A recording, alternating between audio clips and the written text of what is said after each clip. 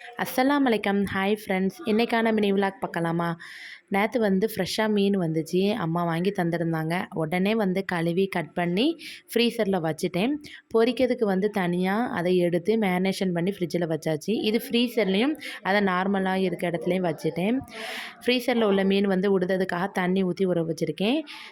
பெண் மீன் வந்து இருந்ததுனால நிறைய வந்து செனை முட்டை கிடச்சிச்சு.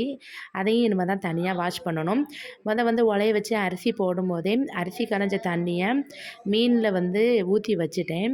அப்படியே வந்து சென்னையிலையுமே ஊற்றி வச்சுருக்கேன். இந்த மாதிரி நம்ம ஊற்றி கழுவுனோம்னு வச்சுக்கோங்களேன், மீன் வாடை எதுவும் இருக்காது. இந்த செனை முட்டை வந்து கிடைக்கிறதே அபூர்வம் தான். இன்றைக்கி தான் வந்து எனக்கு வந்து கிடச்சிருக்கு. சரி, இதை வந்து ஃப்ரை பண்ணிடலாம் அப்படின்னு சொல்லி தனியாக எடுத்து வச்சுருக்கேன். ஒரு பக்கம் உலைய வந்து அடுப்பில் போட்டாச்சு. மீன் குழம்புக்கு கத்தரிக்காய் வந்து போட்டால் எங்கள் அப்பா வந்து சாப்பிடுவாங்க. அவங்களுக்கு பிடிச்ச மாதிரி வைக்கலான்னு கத்தரிக்காய் வந்து போட்டு வைக்கும். புளி வந்து ஊற போட்டிருக்கேன் மீன் குழம்பு வைக்கிறதுக்காக. செனை முட்டையை நல்லா வறுத்து எடுத்துடலாம்னு நல்லெண்ணெய் தான் ஆட் பண்ணியிருக்கேன். கொஞ்சம் கூடுதலாகவே நம்ம சேர்த்துக்கிட்டு அப்படி தண்ணி ஊற்றி மஞ்சள் தூள், மிளகுத்தூள், மிளகாய்த்தூள், சீரகத்தூள், உப்பு சேர்த்து கொஞ்சமாக கொதிக்க வச்ச பிறகு நம்ம கழுவி வாஷ் பண்ணி வச்சுருந்த செனை முட்டையை நம்ம இதில் வந்து சேர்த்துக்கிறலாம். இல்லைன்னா வந்து இந்த மாதிரி நம்ம சேர்க்கும்போது நல்லா வந்து சாஃப்டாக இருக்கும். சும்மா வந்து எண்ணெயில் போட்டு ஃப்ரை பண்ணிட்டோம்னா அந்த ரவை மாதிரி வந்து ஹார்டாக இருக்க மாதிரி இருக்கும். இப்படி இருந்துச்சுன்னா நம்ம குழம்புல போட்டு எடுத்து சாப்பிடுவோம்ல, அந்த மாதிரி இருக்கும். குழம்புல போட்டோம்னா இப்போ குவான்டிட்டி அதிகமாக இருக்கிறதுனால மீனை குழம்புல ஃபுல்லாக வந்து விரைவிறங்கிறதுனால நான் வந்து இப்படி செஞ்சுருக்கேன். இப்படி செஞ்சு பார்த்தா ரொம்பவே டேஸ்ட்டாக இருக்கும். நீங்கள் ட்ரை பண்ணி பாருங்கள். அப்படியே வந்து மீன் குழம்பும் தாளித்து விட்டாச்சு.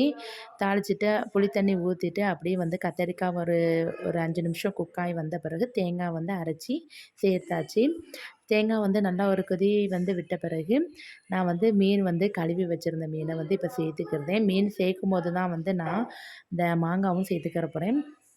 ஏன்னா வந்து ஏற்கனவே புளி வந்து ஊற்றிருக்கோம். நம்ம வந்து ரொம்ப புளிப்பாயிடக்கூடாதுல்ல, மாங்காவும் கரைஞ்சிடக்கூடாது. அதனால் வந்து மீன் சேர்க்கும்போது தான் இதை போட்டுட்டு அப்படி வந்து ஆஃப் பண்ணிடுவேன். மாங்காய் வந்து கரைஞ்சிடக்கூடாது, அதனால தான் மீன் வந்து சேர்க்கும்போது போட்டுருவேன்.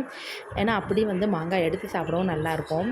பிள்ளைங்களும் விருப்பப்பட்டு சாப்பிடுவாங்க. அதனால் ஒரு 2 துண்டு மட்டும் நறுக்கி போட்டிருக்கேன். ஏன்னா கறி ரொம்ப புளிப்பாயிட்டுனா என் சின்ன பொண்ணு சாப்பிட மாட்டாங்க. அதனால் அவங்களுக்கு பார்த்து செஞ்சு ரெடி பண்ணிக்கிட்டு இருந்தேன். அப்படி வந்து குழம்பும் தயாராகிட்டா அப்படி வந்து மீன் பொரிக்க ஸ்டார்ட் பண்ணியாச்சு. மீனையும் ஒவ்வொன்றா எனக்கு, அப்பாவுக்கு, மாமிக்கு 3 பேருக்கும் 3 துண்டு பொரிச்சு வச்சிட்டேன். பிள்ளைங்க ஸ்கூல் விட்டு வந்த பிறகு ஒரு நைட்டு போல் ஒரு 7 மணி வாக்கில் பிள்ளைங்க சாப்பிடுவாங்க. அப்போ அவங்களுக்கு பொரித்து கொடுத்துடலாம் சூடாக அப்படின்னு சொல்லிட்டு தான் எனக்கு 3 பேருக்கு பொரிச்சிட்டு அப்படி வந்து சாப்பிடவும் உட்காந்தாச்சு. இன்றைக்கி நம்ம வீட்டில் சூப்பராக மணக்க மீன் குழம்பு ரெடி ஆகிட்டு.